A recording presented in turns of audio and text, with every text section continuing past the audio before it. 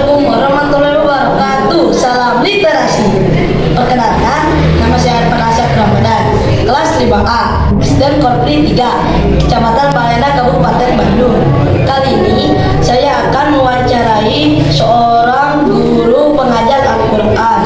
Baik, kali ini saya sudah bersamanya. Assalamualaikum Umi. Waalaikumsalam warahmatullahi wabarakatuh. Mohon maaf, izin bertanya, nama Umi siapa? Nama Umi Cucu. Teman-teman, nama gurunya Umi Cucu. Kemudian, sejak kapan Umi mengajar Al-Quran? Alhamdulillah Umi mengajar Al-Quran sudah kurang lebih 8 tahun. Masya Allah, dah kurang lebih 8 tahun. Ya, Alhamdulillah. Terus, apa saja tahapan untuk menjadi pengajar Al-Quran? kalau mengenai tahapan untuk menjadi pengajar Al-Quran, yang pertama tentunya belajar dulu, ya. Tahapan yang pertama yaitu belajar dulu, karena untuk menjadi seorang pengajar, untuk mengajarkan harus belajar dulu, gitu ya, supaya bisa mengajarkan kembali. Jadi harus belajar dulu untuk bisa kembali mengajar. Ya, jadi di beberapa tempat itu ya, beberapa tempat untuk pengalaman mengajar juga, gitu ya. Terus, apakah ada kendala ketika mengajar Al-Quran? Kalau kendala pasti ya, semua juga pasti ada kendala gitu ya, terutama ketika online ya, karena Umi alhamdulillah bismillah mengajarnya online sama offline.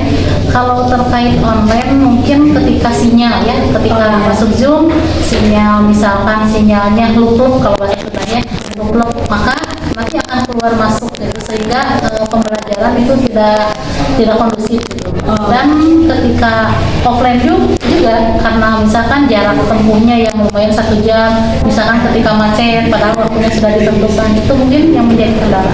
Oh ya. Baik. Terus, apa saja manfaat mengajarkan Al-Quran? Kalau manfaat, Masya Allah gitu ya, manfaat seperti dikatakan di dalam hadis, khairukum man ta'allama al-Qur'ana wa 'allama. Sebaik-baik orang adalah yang belajar dan mengajarkan Al-Quran.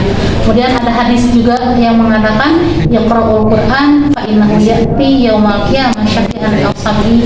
Bacalah oleh kalian Al-Quran ya, 1 huruf membaca Al-Quran maka pahalanya 10 kali ya, 10 kali lipat. Kemudian dikatakan juga iqra'ul Qur'an fa innahu ya'ti yaumal qiyamah syafi'an li ashabihi. Bacalah oleh kalian Al-Quran karena ia akan datang di hari kiamat tentunya memberikan apa? Syafaat atau pertolongan. Kan kita butuh pertolongan ya.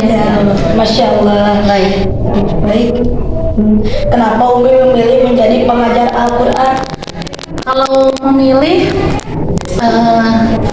ini kalau memilih nggak memilih ya, karena ini takdir Allah saja, karena dulunya Umi karyawan ya, seorang karyawan yang memang ketika menjadi seorang karyawan sambil kuliah juga, sambil belajar Al-Quran juga, dan alhamdulillah izin Allah ini diizinkan untuk mengajar Al-Quran. Kalau itu intinya skenario Allah aja gitu ya, mudah-mudahan jadi motivasi juga buat teman-teman semuanya. Ya, baik. Terus, apa pesan dan kesan Umi untuk teman-teman semuanya? Nah, Masya Allah, kalau pesan dan kesan untuk teman-teman semuanya, ayo adik-adik semua perbanyak belajar Al-Quran ya, perbanyak belajar Al-Quran. Karena apa? Karena ketika kita belajar Al-Quran, kita akan memberikan mahkota kepada orang tua kita. Seperti kata Ibu disampaikan, yaqra'ul Quran fa innahu ya'ti yaumal qiyamah syafi'an li ashabihi. Bacalah oleh kalian Al-Quran karena dia akan datang pada hari kiamat memberikan syafaat kepada pembaca. Karena kita nanti ketika di akhirat itu kita butuh pertolongan dari Allah. Karena nanti di dalam Al-Quran dikatakan ketika manusia pada hari akhirat itu, yauma yafirul mar'u min akhi wa ummihi wa abihi wa sahibatihi wa banihi. Jadi akan lari dari keluarganya, dari ibu dan bapaknya, dari sahabat-sahabatnya juga. Kita butuh pertolongan. Mudah-mudahan dengan wasilah Al-Quran Allah menolong kita. Itu mungkin pesan dan kesan. Terima kasih Umi atas kesempatan waktunya. Sama-sama.